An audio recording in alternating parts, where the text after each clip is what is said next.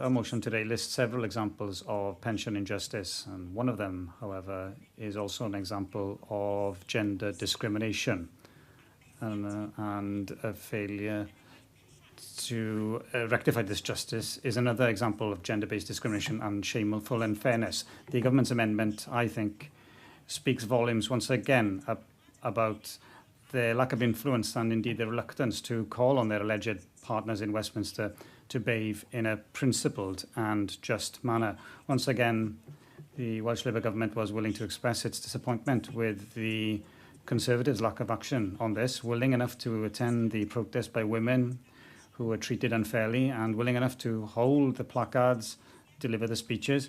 But when they came to power in Westminster, well, it's a familiar story by now, isn't it? They've changed their tune. I want to set out in my contribution why the case of women born in the 1950s who were unfairly affected by the changes in the state pension age is one that is based in gender inequality. It's an inequality that the Westminster government could rectify and should rectify, and the Welsh Labour government should demand that they rectify it for the benefit of the women of Wales. Groups in our constituencies that have been campaigning so hard and so long for justice. In a public meeting I called in Swansea last year with Pension Justice for Swansea Women, we heard that around 15,000 women are believed to be impacted in the Swansea region alone.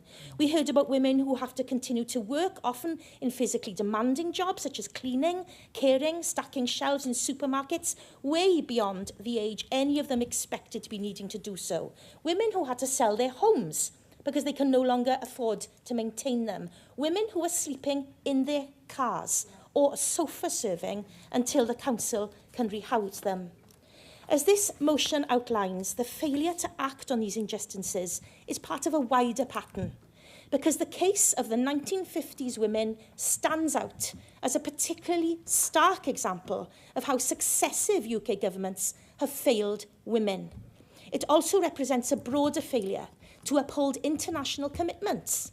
Under CEDAW, the UN Convention on the Elimination of All Forms of Discrimination Against Women, the UK government has a duty to ensure full equality for women, including economic and social rights. The way these changes were implemented and the refusal to provide fair compensation flies in the face of these obligations. And what's even more galling for many of these women is that Labour once stood with them.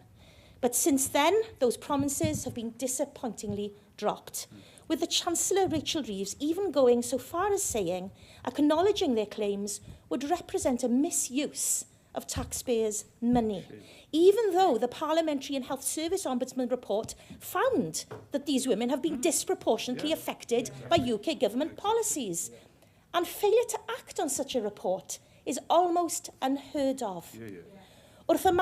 In responding to that scandalous and disappointing decision, experts on gender equality underline the importance of seeing this through the prism of systemic inequalities in women's working lives, which contribute to the gender pay gap and have a direct impact on the gender pension gap. 19.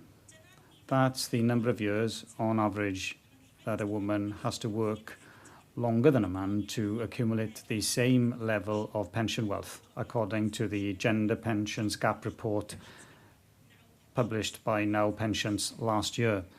And we're very familiar in Wales, unfortunately, with barriers linked to gender, especially in terms of caring duties, which have a long-term impact on women's financial situation, including their state pension. The situation, of course, was much worse in terms of women born in the 1950s, of course, in terms of career opportunities, lack of equal pay, and social attitudes towards work and the role of women. And for these women, these systemic issues, along with the way in which the equalisation of the state pension age was implemented, have robbed many women of the opportunity to accumulate an adequate level of pension income and have exacerbated the inequalities that they have experienced throughout their lives.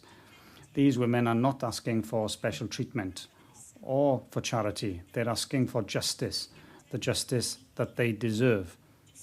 Plaid Cymru's position has never changed. We call on the Welsh Government to do the same, not just in word, but in deed, by